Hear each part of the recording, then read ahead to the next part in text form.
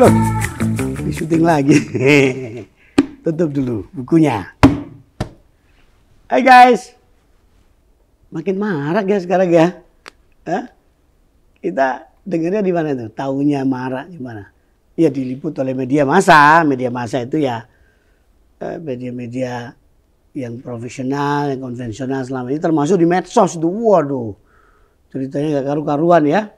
Apalagi setelah muncul viral ya berita tentang adanya selebritis lagi naik daun yang katanya kaya raya ya, penyanyi perempuan yang ngetop katanya dijerembabkan oleh suaminya.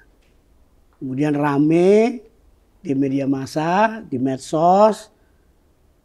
Wah, orang se-Indonesia itu mungkin sedunia dan seakhirat, pleset aja gitu ya. Itu ribut membicarakan tentang KDRT yang terjadi pada pasangan selebritis penyanyi pesohor yang lagi ngetop belakangan ini. Ya kan? Nah, apa yang bisa kita petik dari peristiwa itu? Ya, sekarang ini memang ternyata orang yang dizalimi, orang yang mendapatkan perlakuan tidak semestinya, orang yang kemudian mendapatkan tindakan kekerasan termasuk dari suaminya atau istrinya. Nah, ini konteksnya dari suami itu. Umumnya suami kan ya. Itu berani lapor ke polisi. Ramai kemudian diekspos. Ya dicampur juga kepentingan dari media, terutama media-media massa yang peduli dengan isu-isu selebritis ini, memberitakan sebagai satu headline ini. Tambah lagi dengan munculnya di media sosial, entah itu di YouTube, di IG, di TikTok segala macam, orang ngeledek tentang ini suami yang melakukan kekerasan ini nggak semestinya dilakukan, ini keterlaluan, bla bla bla, ya. Semua berpihak pada si istri yang teraniaya itu. Tapi kemudian apa yang terjadi? Yang menarik adalah ketika diumumkan kepada publik melalui press conference atau konferensi pers oleh pihak polisi dan sang suami ya yang terkena pasal itu ya, perbuatan pidana itu. Jadi KDRT itu perbuatan pidana. Deliknya aduan. Jadi menunggu pengaduan dari pihak yang dirugikan, yang terzalimi itu. Yang mengalami kekerasan. Kemudian pakai rompi warna kulit mandarin, jeruk mandarin itu ya warnanya ya, orange itu ya. Tapi kemudian apa yang terjadi? Istrinya kemudian menyatakan bahwa mau mencabut, masih sayanglah sama suaminya, mencabut itu pengaduannya dan ya akhirnya mau tidak mau kalau ini sifatnya delik aduan, dicabutlah itu, dihentikanlah kasusnya. Jadi batal demi hukum, rompi dilepaskan dan selesai seperti tidak terjadi apa-apa. Ya ini bahwa ada satu fenomena sosial yang menarik untuk dilihat bagaimana selebriti itu. Ada yang bilang mungkin ini untuk pansos, untuk goreng-goreng supaya makin terus orang bicarakan dengan dia sehingga tarifnya, nilainya itu makin tinggi. Itu satu sisi ya. Sisi lain kan juga orang melihat waduh ini kan keterlaluan. Orang sudah pada membela dia, ya berempati padanya, tapi kemudian ternyata jeketek cuman gitu aja, dicabut, marah-marah lah kemudian masyarakat di publik ini yang dulu bela-bela itu mulai balik mencaci maki dia. Oh, lu kayak gitu, kalau memang lu sayang ngapain lu sampai caci maki, keluarin aib suami lu di depan publik, orang semua jadi tahu se-Indonesia siapa kelakuan suamimu yang melakukan kekerasan dan seterusnya, sampai akhirnya ternyata ujung-ujungnya kau maafkan, kau merasa dibolak-balik hatimu oleh Yang Maha Kuasa dan tidak berdaya. Lah ini apa, permainan apa ini? Ya kan? Nah, yang menarik adalah bahwa ya kita lihat sisi positifnya adalah masyarakat sekarang sudah mulai peduli bahwa KDRT itu tidak boleh didiamkan.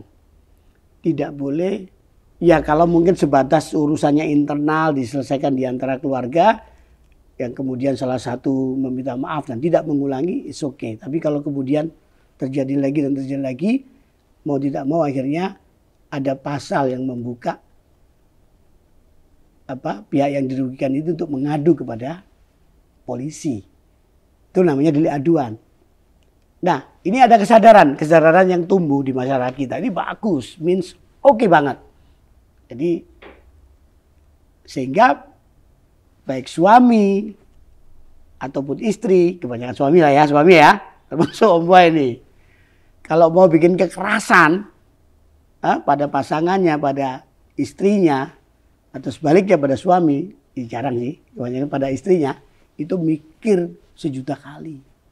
Karena apa yang akan dilakukan itu pasti berujung pada, kalau sampai istrinya yang dirugikan itu, yang dianiaya itu mengadu, maka kena delik aduan dan itu kena pasal dan kena ancaman hukuman bui. Ya, jadi ini menarik. Ada kesadaran kolektif dari masyarakat kita untuk tidak kemudian hanya mendiamkan perbuatan kekerasan dalam rumah tangga itu untuk menjadi persoalan yang didiamkan dan selesai. Enggak. Itu harus diproses. Korbannya harus divisum untuk alat bukti, ngadu ke polisi. Supaya apa? Supaya ada efek jera. Supaya tidak terjadi lagi. Ya, tidak terjadi lagi kekerasan seperti itu. Yang dianggap sebagai perbuatan melanggar hukum atau perbuatan pidana. Bagus. Tapi ya sudah. Kalau sudah lapor ya lapor yang benar. Jangan ngeprank polisi dong. Ya. Demi konten, demi pansos, demi apa. Kemudian ujung-ujungnya kalau bahasa Jawa Timur itu njeketek, tau gak? Tiba ternyata cuman sandiwara. Cuman ternyata masih sayang, masih cinta. Kalau masih sayang, masih cinta ya gak usah diadukan. Selesaikan baik-baik. Ya kan, ajak sholat bersama barangkali. Supaya untuk kemudian saling menjaga diri masing-masing. Mengendalikan diri untuk tidak melakukan perbuatan yang serupa seperti itu. Tidak ada kekerasan lagi gitu loh. Ya kan, tapi kalau sudah ngeprank, pansos untuk kepentingan konten segala macam itu nggak bener lah. Janganlah kita mempermainkan aparat keamanan, polisi yang sudah banyak kesibukannya.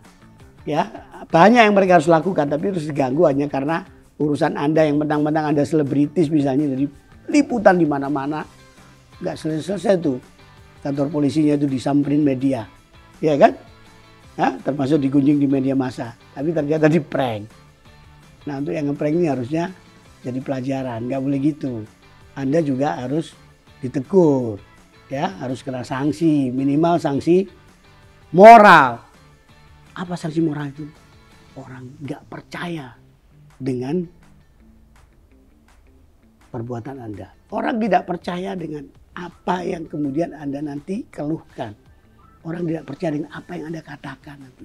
Anda mengalami apa yang disebut sebagai kerontokan reputasi. Reputasi jeblok. Ya. Jadi sekali lagi ada dua sisi. Satu KDRT-nya, please jangan dilakukan. Yang kedua, pranknya, pansosnya, demi kontennya, please no. Bikin susah orang se-Republik. Ya, ingat ya pesan Om Boy ya. Kalau mau marah, lebih baik kita tahan nafas, ambil air wudhu, ya kan, istighfar sebanyak mungkin.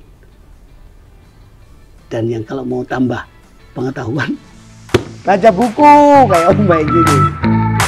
Guys.